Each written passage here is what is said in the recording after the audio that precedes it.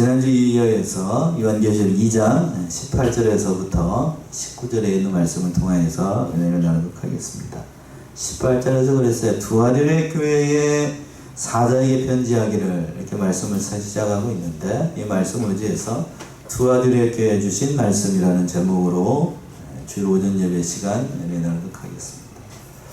본문의 말씀은 계시록에 기록된 아시아 7교회 중에서 네 번째 두아디라 교회의 사자에게 보내는 하는 주님의 말씀을 기록한 거예요. 즉, 그 눈이 불꽃 같고 그 발이 빛난 주석과 같은 예수님께서 신앙에 열심을 다해서 섬김을 다했던 두아디라 교회를 칭찬하셨으나, 그러나 또 책망할 일이 있었죠. 바로 거짓 선지자였던 이세벨을 용납한 것을 책망을 하시고, 또 거기에서 나오라 회개를 촉구하는 본문의 말씀을 오늘 기록하고 있는 거예요. 첫 번째는 18절과 19절에 있는 것처럼 열심히 사랑으로 섬긴 것을 우리 주님께서 칭찬하셨다라고 하는 거예요. 두아디라 교회도 열심으로 서로가 서로를 사랑으로 잘 섬기는 아주 모범적인 교회다라고 하는 거예요. 먼저 나타나신 주님의 모습이 어떤 모습으로 나타났는가? 18절 말씀인데요. 두아디라 교회의 사자에게 편지하기를, 그 눈이 불꽃 같고 그 발이 빛난 주석과 같은 하나님의 아들이 가라사대. 두아디라 교회의 사자에게 편지하기를, 그 눈이 불꽃 같고 그 발이 빛난 주석과 같은 하나님의 아들이 가라사대 라고 되어 있습니다. 두아디라 교회에 편지하기를. 이 두아디라 교회는 앞으로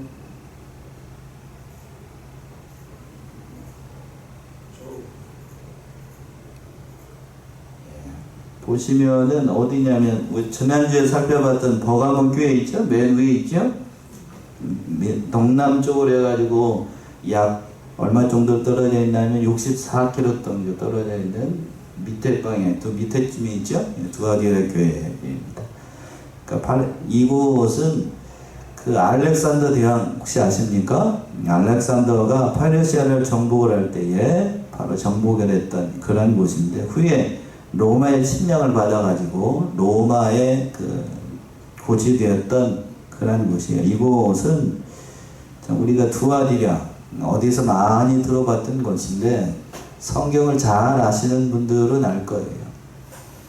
사도행전 16장에서 보시면 자주장사 누가 나오죠? 루디아. 그게 두아디라 성에서 왔었습니다. 그래서 자주장사, 자주가 뭐예요? 옷감이죠. 옷감. 비단입니다. 비단. 자주장사니까 자주색으로 된 비단. 그러니까 고급 관료들이 입는 옷을 취급을 하는.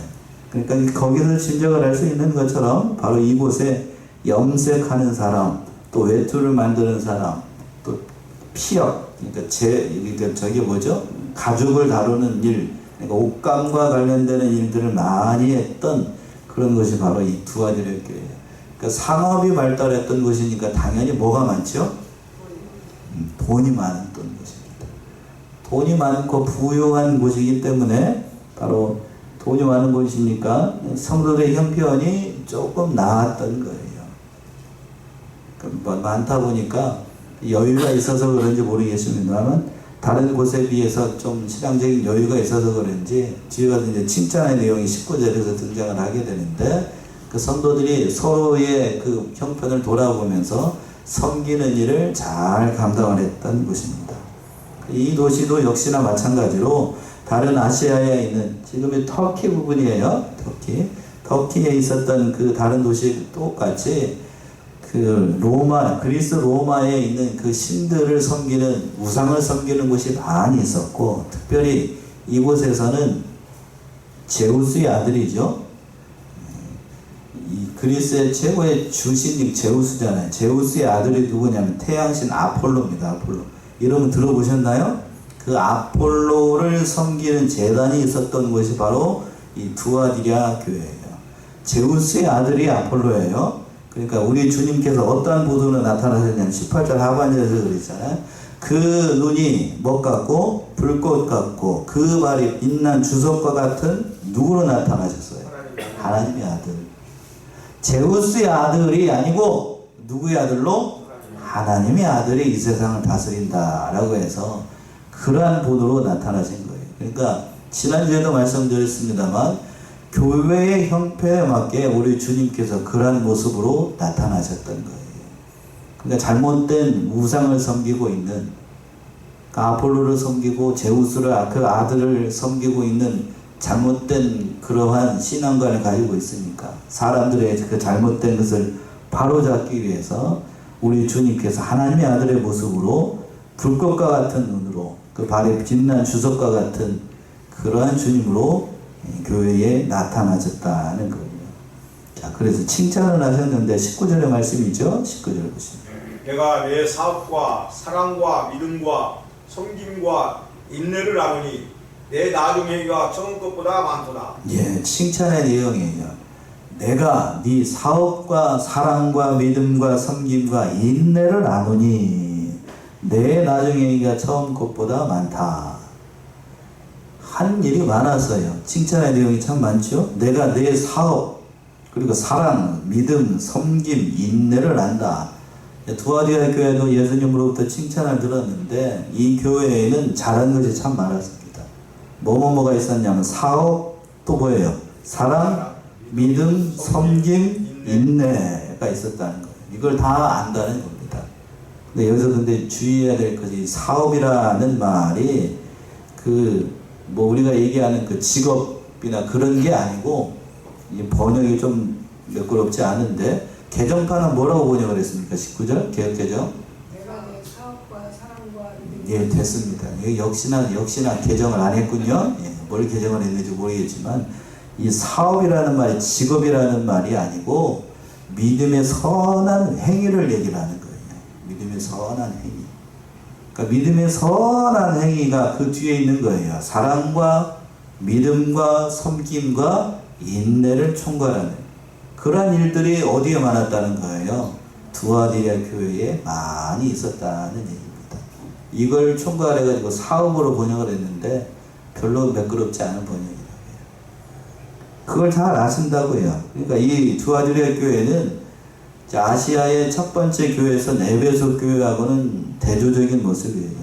에베소 교회는 믿는 조리, 그 진리를 지나치게 강조하다 보니까 성도들에게 마땅히 있어야 될 것이 없어지게 되었어요. 그게 뭐냐면 처음 사랑을 잃어버리게 되었어요. 진리의 싸움을 하다 보니까 사람들이 싸우게 되면 신경이 예민해져 가지고 무슨 마음에 사라지게 되냐면 그 마음의 평강이 사라지고 성도들 가운데서도 사랑이 잃어버리게 된다는 거예요. 자, 계시록 2장이죠. 2장 2절부터 4절 보시면 그 위에 보시면 2절부터 4절까지 내가 내 행위와 수고와 내 인내를 알고 또 악한 자들을 용납지 아니한 것과 사칭 사도라 하되 아닌 자들을 시험하여 그 거짓된 것을 내가 드러낸 것과 또 내가 참고 내 이름을 위하여 견디고 게으르지 아니한 것을 아노라. 그러나 너를 책망할 것이 있나니 너의 처음 사랑을 버렸느니라. 너의 무슨 사랑을 버렸다고 그랬어요? 처음 사랑. 진리의 싸움을 하다 보니까 에베소 교회 참으로 큰 교회고 아주 중요한 교회였습니다. 그러니까 아시아 7교회 중에서 첫 번째로 등장을 하고 있는 거죠. 바로 에베소 교회의 감독이 누구였었냐면 두 번째 감독이 디모데였고 그 뒤에 에베소 교회에 사도 요한이 있었고 또 아볼로가 있었고 한다 하는 아주 유명한 그 목사님들이 담당을 했던 것이 어느 교회요? 에베소 교회였어요. 에베소 교회. 그러다 보니 제가 지금 얘기했던 그 사람들 보게 되면 진리가 아주 수려한 말씀을 잘 가르쳤던 디모데가 누구예요? 사도 바울의 수제자잖아요. 그러니까 에베소 교회가 진리가 얼마나 대단했겠냐. 또 아볼로 언변이 뛰어났던 사람이고 사도 요한 더 말해서 뭐겠어요? 예수님의 제자잖아요. 그러니까 그런 교회에 그 이단과 싸우기 위해서 온갖 진리의 말씀으로 중모장했던 것이 에베소 교회입니다. 그러다 보니 뭘 잃어버렸다며? 처음 사랑 잃어버렸어요. 처음 사랑. 그런데 오늘 말씀에서 대조적으로 두아디아 교회에는 그 반대예요. 그 반대. 무슨 얘기인가 하면 진리는 조금 흐리멍텅해. 근데 성도들 가운데 뭐가 많았냐면 보세요. 내 사업과 사랑과 믿음과 섬김과 인내를 한다. 대표적으로 등장하는 게 사랑이잖아요. 사랑. 성도들 가운데 뭐가 많았다고요? 사랑이 많았습니다. 우리 교회가 이런 교회가 되기를 원합니다. 예.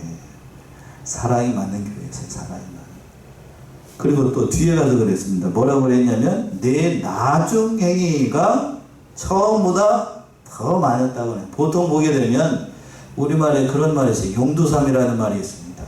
시작은 잘했는데 끝에 가면 뱀꼬라지가 돼가지고 그렇게 되는 경우들이 많은데, 이 반대로 이 두아디레교회는 나중이 더 많이 일어났다는 거예요.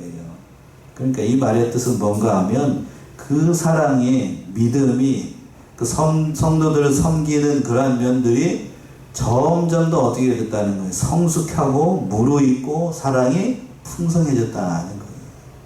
이런 교회는 부흥 안 하려고 해도 부흥이 자동적으로 이루어지게 됩니다.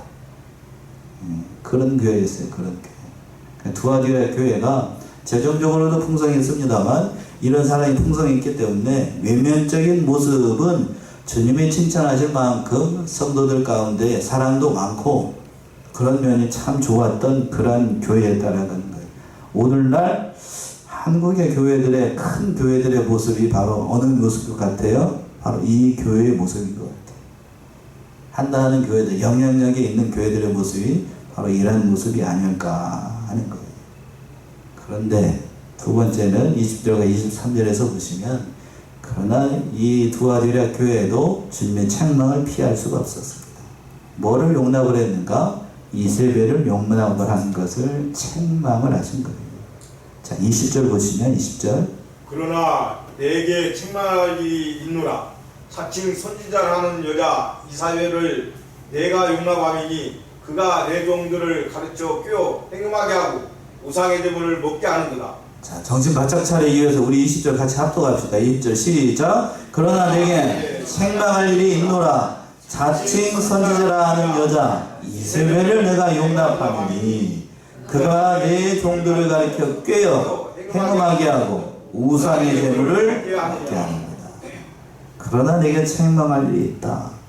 잘하는 것이 많고 성도들 가운데에 사랑이 풍성하고 섬김이 많았던 이 두아디라 교회도 주님의 책망을 피할 수가 없다는 거예요. 이 세상에 있는 모든 교회들은 완전한 교회가 없어요. 내가 완전하지 않은데 이 세상에 있는 교회들이 완전할 것이라고 생각하는 건 그건 잘못된 생각입니다. 여러분 완전하신가요? 내가 완전하지 않은데 우리 교회는 왜 이렇게 생겼을까? 그런 건 누구를 욕하는 거라고요? 나를 욕하는 거예요. 나를. 내가 완전하지 않는데 다른 교회, 왜 이렇게 생겼는가? 제가 좀 연세가 들면 아주 직격탄을 날리겠습니다만 다들 어르신들이라고 얘기를 못하겠어요. 내가 온전하지 않은데 다른 사람이 온전하게 바라는 거는 그 온전한 게 아니라 잘못된 생각이라고. 분명히 오늘 말씀에서 돌아와서 20절에서도 마찬가지예요. 책망할 일이 있었어요. 두아디라 교회도. 뭔가 하면 자칭 선지자라 하는 누구를 용납을 했다고요? 이세벨을 용납한 거예요. 자칭 선지자라고 그랬으니까 하나님은 이 사람을 선지자로 인정하지 않았다는 얘기지요. 않았다는 거. 여자 이세벨을 용납을 했어요. 거짓 선지자 이세벨을 용납한 것을 책망을 하신 거예요. 성경을 잘 아시는 분들은 알겠습니다만 열왕기에 보게 되면 이세벨은 이스라엘의 7대 왕이었던 아합, 북이스라엘에서 가장 악한 왕이죠.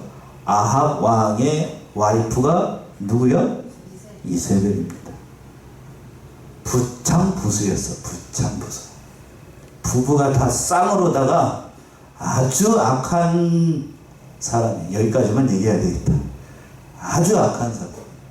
성경에 보게 되면 아합이 악했는데 악하다기보다는 어리석다고 봐야 되죠. 어리석어서 영적으로 무지해가지고 어리석다라는 표현이 적당한 것 같아요.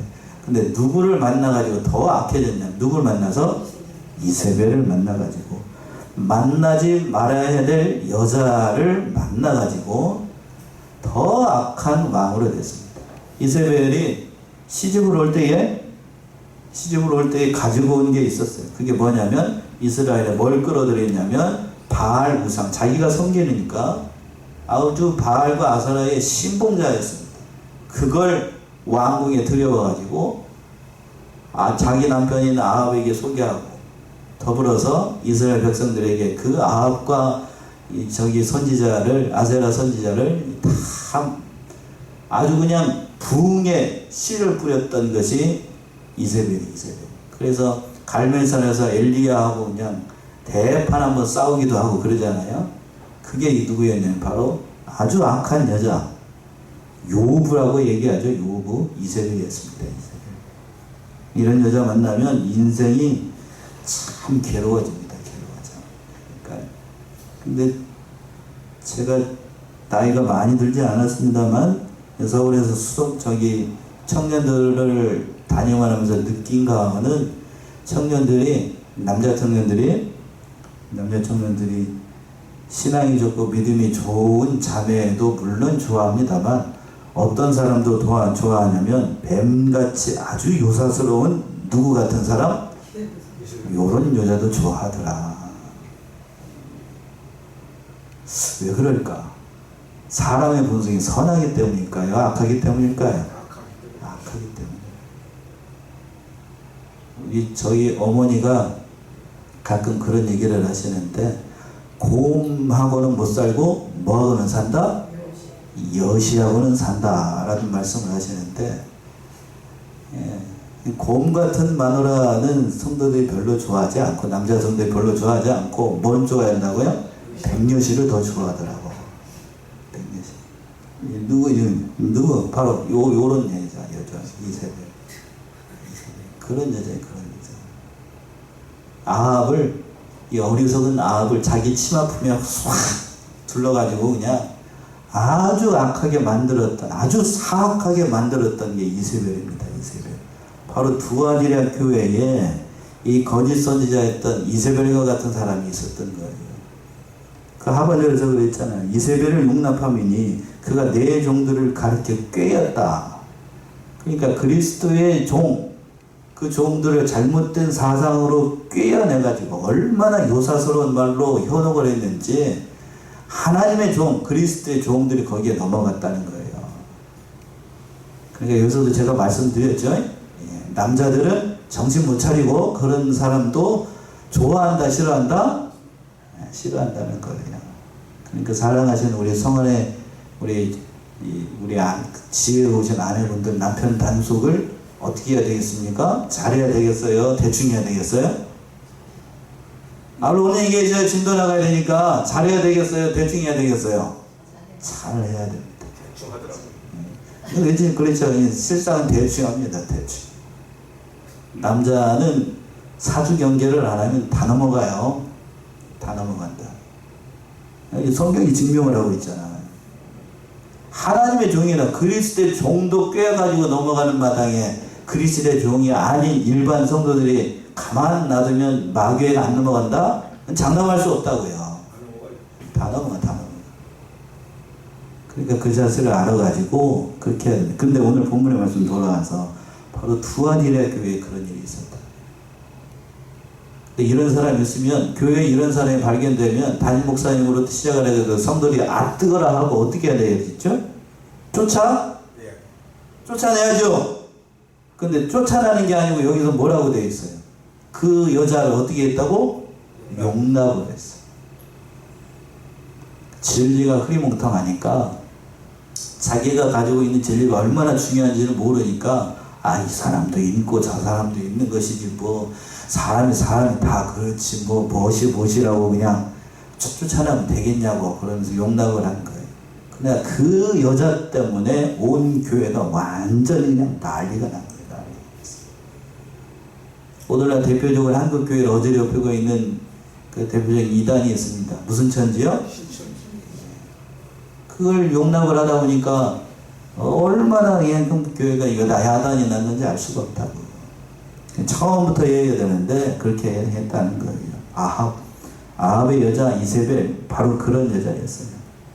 우상의 제물을 먹게 하고 잘못된 가르침을 따라가게 만드는 이런 사람들은 처음부터 용납을 하지 않았어야 하는데, 성경에서 보시게 되면 아합 왕이 그 여자에 넘어가가지고 그냥, 아마 제가 봤을 때는 얼굴도 예쁘장하게 생기고 얼굴뿐만 아니라 남자를 호리는 데에 아주 일가견이 있었던 것 같아요. 남자가 호리는 게 뭔지 결혼하시는 분들은 다 그게 무슨 말인지 다 알 거예요. 열왕기상 16장 한번 가보세요. 열왕기상 16장 30절에서부터 33절 보시면 잘 기록되어 있어요. 열왕기상 16장 30절에서 33절. 고므리의 아들 아합이 그 전에 모든 사람보다 여호와 보시기에 악을 더욱 행하여 느밧의 아들 여로보암의 죄를 따라 행하는 것을 오히려 가볍게 여기며 시돈 사람의 왕 엑바알의 딸 이세벨로 아내를 삼고 가서 바알을 섬겨 숭배하고 사마리아에 건축한 바알의 사당 속에 바알을 위하여 단을 쌓으며 또 아세라 목상을 만들었으니 저는 그 전에 모든 이스라엘 왕보다 심히 이스라엘 하나님 여호와의 노를 적발하였더라. 예, 잘 기록되어 있죠. 아합이 누구를 만나서? 이세벨을 아내로 맞아서 완전히 인생이 망가졌어요. 인생이 완전히 망가졌다. 그래서 결국 그 모든 일들을 통해서 결국은 점점 더 악의 구렁텅이로 빠져가지고 비참한 최후를 맞이하게 됐습니다. 자, 21절 보시면 거기까지 하고 21절. 또 내가 그에게 회개할 기회를 주었으되 그 음행을 회개하고자 아니하는도다. 예, 또 내가 그에게 회개할 기회를 주었을 때, 참 21절 우리 해석을 잘 해야 되는데요. 여기서 그에게라는 말이 있습니다. 또 내가 그에게 무슨 기회를 줬다고요? 회개할 기회를 줬다. 그렇다면 여기서 그에게, 그가 누구를 얘기를 하는 걸까? 누구를 얘기를 할까요? 바로 그 20절에서 바로 이세벨을 얘기를 하는 거예요. 이세벨. 두아디아 교회에서 활동을 했던 거짓 선지자 누구를? 이세벨. 문자적인 의미가 그렇다고요. 바로 이세벨에게도 우리 예수님께서 뭔 기회를 주셨다고요? 회개할 기회를 주셨어요. 교회를 어지럽히고 성도들을 유혹해가지고 잘못된 길로 걸어가고 있는 거짓 선지자에게도 하나님께서 회개할 기회를 주신다고요? 주셔야 될까요? 안 주셔야 될까요? 줘야죠. 아합의 왕이었던 이세벨도 적어도 하나님께서 회개할 기회를 3번 이상 주셨습니다. 3년 반 동안 감옥을 들 때에 3년 반 동안 비가 내리지 않았습니다. 그러면 그리고 난 다음에 비가 내렸는데, 아, 내가 섬기는 이 신이 잘못된 거 하나님이 참신이구나 하는 첫 번째 기회가 있었을 거고, 두 번째는 바알 선지자 450대 엘리야하고 갈멜산에서 싸웠다가 누가 이겼어요?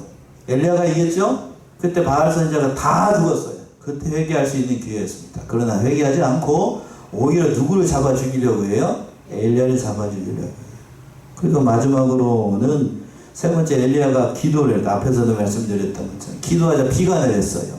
비가 내리는 것을 보고 참 하나님이 참신이 하나님이라는 사실을 알고 회개할 기회를 주셨을 때 회개해야 되는데 그러지 않았다고 하는 거예요.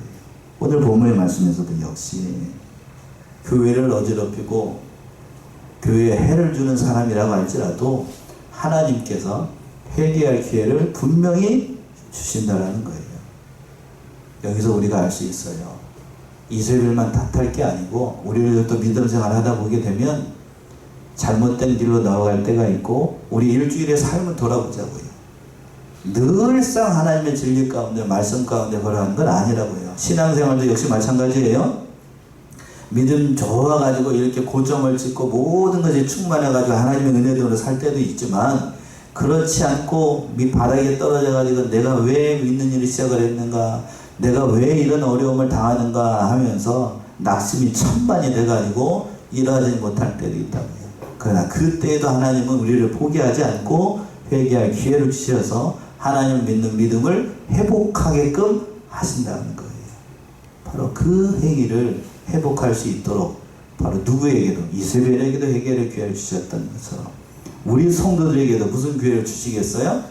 회개할 기회를 주십니다. 신앙생활 다시 돌아오기를, 바른 길로 걸어가기를, 바로 드와디아 교회에 있었던 그 거짓 선지자였던 그 사람에게도 이렇게 회개할 기회를 주셨다라는 뜻이에요. 안 하면 어떻게 되는가? 22절 보시면 굴쩌다 내가 그를 침상에 던질 터이요 또 그로 더불어 간음하는 자들도 만일 그의 행위를 회개치 아니하면 큰 환난 가운데 던지고. 그러면 회개하지 않았다. 21절에서 회개할 기회를 줬음에도 불구하고 회개하지 않았습니다. 그러면 그 회개하지 않으면 어떻게 되는가? 22절의 말씀이 나타나. 볼지어다 내가 그를 어디에 던진다고요? 침상에 던진. 개정판은 뭐라고 되어 있습니까? 똑같아요. 침상이라고 그러면은 우리가 잠자는 그 침대를 얘기하는 것 같잖아. 이게 침대라는 의미가 아니고 회개하지 않으면 병상에 눕게 된다는 얘기예요. 병상. 무슨 얘기인지 아시겠어요? 침상에 왜 누워있겠어? 잠자려고 누워있는 게 아니고 병 걸려가지고 꼼짝 못하게 만든다는 거예요. 그러니까 여러분들 교회에 돌아오신 분들 가운데 아프고 병 나가지고 하나님한테 내기놈 한번 맞아가지고 머리에 뿔 나가지고 홈 딸고 나와가지고 앉아있는 계시는 분들이 제법 많습니다. 그런 경우들 있나요? 없나요? 한 대 얻어맞고. 지금 그 말이에요. 그 말. 그를 침상에 던진다는 건 병을 걸리게끔 하시겠다는 얘기예요. 그때라도 회개하고 돌아오면 감사한 일이에요. 보통의 경우는 그렇습니다. 또 그렇지 않으면 또 어떻게 되는가? 두 번째 그 하반절에 있는 것처럼 또 그로 더불어 간음하는 자들도 만일 그의 행위를 회개치 아니하면 무슨 환란에 던진다고요? 큰 환란에 던진다. 갈수록 뭐가 돼? 점점 더 심해지고 있지요. 그때도 회개하지 않으면 큰 환란에 빠져요. 큰 어려움에 닥치게 된다고요. 우리 인생 가운데 어려움에 닥치게 된다고. 계속 고집 부리고 나가면 큰 환란에 닥쳐요. 그리고 이 말은 궁극적으로 큰 환란이라는 것은 바로 예수 그리스도께서 재림하시는 그날이 이루어질 그 엄청난 환란을 얘기하는 궁극적인 심판의 날을 얘기를 하는 겁니다. 또 가슴 아픈 얘기입니다만 이런 일은 없어야 되겠습니다만 23절에 있는 말씀도 있어요. 23절을 보시면 또 내가 사망으로 그의 자녀를 죽이리니 모든 교회가 나는 사람의 뜻과 마음을 살피는 자인 줄 알지라. 내가 너희 각 사람의 행위대로 갚아주리라. 23절은 없어야 됩니다. 이런 일은 없어야 돼요. 23절 보시면 뭐라고 되어 있습니까? 내가 사망으로 뭘 죽이리라? 그의 자녀를 죽이리라. 그의 자녀는 누굴 얘기하는 거예요? 이세벨의 자녀.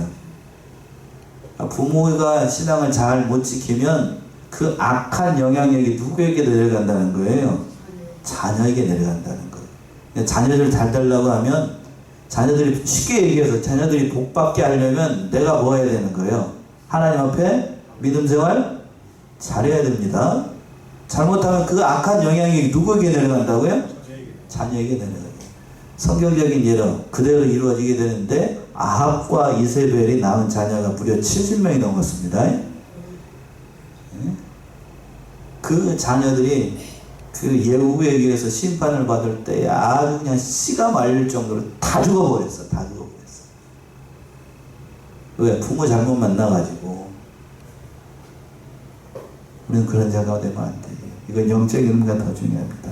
끝까지 자기에게 회개할 기회를 주신 하나님의 은혜를 저버리게 되면, 그 믿음을 배반하게 되면 그 믿음의 행위를 결과로 그들이 하나님의 재앙을 받게 된다. 심판을 받게 된다는 거예요.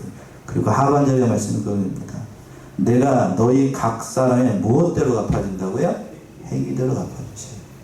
그러니까 이 말씀 중에 하나님 너무합니다. 이렇게 얘기할 게 아니에요. 이미 하나님께서 이 말씀을 하시기 전에 이미 이세벨 같은 사람에게도 무슨 기회를 줬다고 그랬어요? 회개할 기회를 주셨어요. 기회를 줄 때 회개하는 거, 그 은혜입니다. 은혜예요. 그런데 그 기회가 지나가게 되면 하나님으로서도 방법이 없어요. 버스 지나가고 난 다음에 손 들어봐야 버스가 씁니까? 물론 가끔 쓰는 저기 인생 좋으신 주사님도 있습니다만, 그러나 요즘 그렇지 않아요. 기회라고 하는 게 그렇다. 놓치면 안 돼요. 언제까지 회개할 기회가 있는 게 아니라고요. 우리 인생 가운데 회개할 기회는 우리가 목숨이 붙어있는 그 때를 얘기하는 거예요. 그 때가 지나가게 되면 다시 회개하려고 회개해도 하나님이 받아주십니까? 안 받아주십니까? 안 받아주셔요. 자, 누가복음 16장에서는 그런 일이 있죠. 부자와 거지 나사로가 죽어가지고, 부자는 어디에 가고? 지옥에 가고, 나사로는 어디 가고? 천국에 갔어요. 지옥에 있던 부자가 위를 쳐다보니까 하늘나라에 있는 누구를 발견했어요? 나사로를 발견했습니다. 그때 이 지옥에 있었던 부자가 하나님 앞에 기도하죠. 물을 뭐 해달라, 나사로를 부활시켜가지고 보내달라고 그랬더니 그 기도를 하나님이 들어주셨어요? 안 들어주셨어요? 지옥에서 한 기도인데 들어주시면 좋겠습니다만 들어줬다가 안 들어줬다고? 안 들어줬어요. 여러분, 지옥 가가지고 회개 기도 해봐야 하나님이 들어주신다고 안 들어주신다고? 안 들어주셔요. 이미 끝나버렸다니까. 회개할 기회를 주실 때 회개해야 됩니다. 마지막으로 세 번째, 24절부터 29절까지 그러므로 바른 진리를 굳게 잡고 끝까지 이기는 자가 되라. 예수님께서 이 말씀을 해주고 싶었던 거예요. 자, 24절부터 25절 보십니다. 두아디아에 남아있어 이 교훈을 받지 아니하고 소위 사단의 깊은 것을 알지 못하는 너희에게 말하노니 다른 짐으로 너희에게 지을 것이 없노라. 25절까지야. 다만 너희에게 있는 것을 내가 올 때까지 굳게 잡으라. 예. 두아디아에 남아있어 이 교훈을 받지 아니하고, 이 교훈이라고 하는 것은 이세벨의 그 거짓된 교훈을 얘기하는 거예요. 그 교훈을 받지 않고 끝까지 믿음 잘 지킨 사람들이 있었어요. 이걸 신학적으로 얘기를 할 때 남은 자라고 얘기하죠. 남은 자. 온 성도들이 이 잘못된 길로 떠나가고 있을 때에도 자신의 신앙을 잘 지키는 소수의 사람들이 있었다고요. 그러면서 또 소위 사단의 어떠한 것을 알지 못하는, 사단의 깊은 것을 알지 못하는 너희에게 말한다. 자, 사단의 깊은 것이라고 얘기를 했어요. 사단의 깊은 것이라고 하는 이사벨의 그 거짓된 교훈을 얘기를 하는 것인데, 마귀의 역사로 말미암아 일어나는 사단의 깊은 것, 성도들이 알아야 될까요? 몰라야 될까요? 알아야 된다, 몰라야 된다 라고 얘기하는 사람들이 있는데, 사단의 깊은 것, 예를 들어서 설명한다라고 하면 술 마시고 담배 피우고 오락하고 이런 것들, 성도들이 알아야 됩니까? 성도들이 신앙생활하는데 유익이 됩니까? 유익이 안 됩니까? 유익이 안 되죠. 사단의 깊은 것은 그런 예를 들어서 얘기를 하는 거예요. 술 마시는 사람 물어보게 되면 술이 뭐해서 먹는다고 합니까? 술이 좋아서. 담배 피는 사람들 물어보면 담배 피는 게 뭐해서? 좋아서. 그러니까 사단이 주는 것에도 매력이 있어요. 재미가 있고 묘미가 있다고. 묘미. 그러니까 사단에 뭐라고 얘기를 하는 거예요? 그러니까 깊은 것. 죄악의 깊은 것이에요. 죄악에도 뭐가 있다고 얘기하냐면 낙이 있대요. 낙. 다른 사람들을 알지 못하는 그 쾌락의 낙이 있다고. 그걸 성도들이 알으면 신앙생활에 유익이 되지 않아요.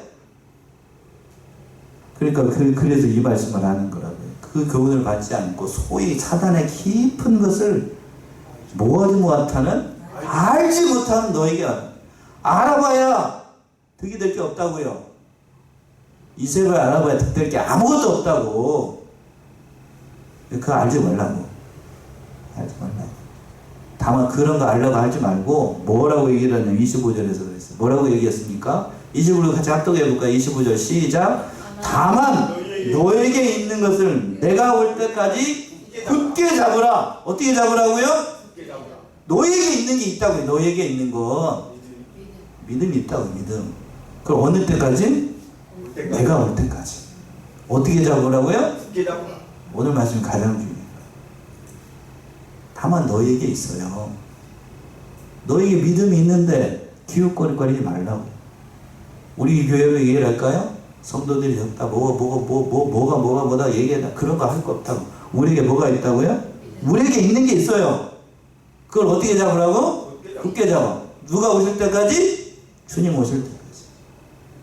우리 교단으로 얘기한다라고 하면 참 다 얘기를 할 수 없습니다만 한국 교회로부터 많은 핍박을 받았죠. 교신. 너희만 하나님을 믿는 교단이냐? 핍박을 해가지고 말할 수 없는 배척을 받았던 게 사실입니다. 그러나 하나님께서 언젠간 다 드러내시는 것처럼 우리의 진리의 말씀 따라서 가게 되면 비록 찾는 사람이 적어도 하나님이 인정을 하시는 거예요. 하나님이 인정하십니다. 그 믿음의 길을 따라서 순종하는 이기는 자들이 되라고 얘기를 하고 있어요. 그 말씀 26절에 있죠. 26절, 27절 보시면 이기는 자와 끝까지 내 일을 지키는 그에게 만국을 다스리는 권세를 주리니 그가 철장을 가지고 저희를 다스려 질그릇 깨뜨리는 것과 같이 하리라. 나도 내 아버지께 받은 것이 그러하니라. 예, 26절에서 그랬어요. 이기는 자와 끝까지 내 일을 어떻게 하는 자? 지키는 그에게 만국을 다스리는 권세를 주게 하실 것이다. 이겨야 됩니다. 이겨야 돼. 사단의 권세를 이기고 죄악된 이세벨의 권세를 이기고 거짓된 진리를 이겨야 돼요. 그리고 내 일을 지키는 자. 내 일이라고 하는 바로 하나님의 일이라 얘기하는 거예요. 그 하나님의 길, 하나님의 진리를 지키는 자에게 만국을 다스리는 권세를 주게 됐다라고 했어요. 그가 철장을 가지고 바로 예수님을 얘기를 하는 거예요. 철장, 그 곤봉을 얘기를 하는 것인데 그 곤봉을 가지고 질그릇 깨뜨리듯이 그 모든 사단의 권세를 이기게 될 것이다 하는 얘기입니다. 그리고 또 뭘 주시는가 하면 28절 참 귀합니다. 28절 내가 또 그에게 새벽별을 주리라. 자, 내가 또 그에게 뭘 주신다고 그랬어요? 새벽별. 새벽별. 새벽별은 요한계시록 22장에서 보시면 누구를 얘기를 하는 거냐? 바로 예수 그리스도를 얘기를 하는 거예요. 이기는 자에게 새벽별을 주신다. 지난주 말씀에 주시면 이어서 보면은 이기는 그에게 감추었던 뭐를 주신다고요? 만나를 주신다고 그랬고 여기서 뭘 주신다고요? 새벽별을 주셔요. 바로 진실로 예수님이 어떠한 분인지를 깨닫게 하신다는 얘기예요. 그런 예수님 만나고 싶지 않습니까? 그런 예수님을 만나야 된다는 거예요. 마지막 28절 보시면 귀 있는 자는 성령이 교회들에게 하시는 말씀을 들을지어다. 바로 귀 있는 자들. 여러분은 귀가 있나요? 네, 들을 귀가 있는 걸 얘기를 하는 거예요. 그 성령이 하시는 말씀을 들어서 불꽃과 같은 눈을 가지고 그 발의 주석과 같은 주님께서 신앙의 열심을 가지고 있는 두 가정에는 교회를 칭찬하셨으나 그러나 거짓된 이세벨을 용납했던 것을 책망을 하시고 이기는 그에게 참으로 하나님의 신실한 백성이 되는 진리의 길을 가르쳐 주셨어요. 우리 사랑하는 성안의 성도님도 이 사실을 깨달아서 예수님 앞에서 설 때에 잘했다 칭찬받는 사랑하시는 성안의 성도님들 모두가 되시기 바랍니다. 아멘. 기도하겠습니다.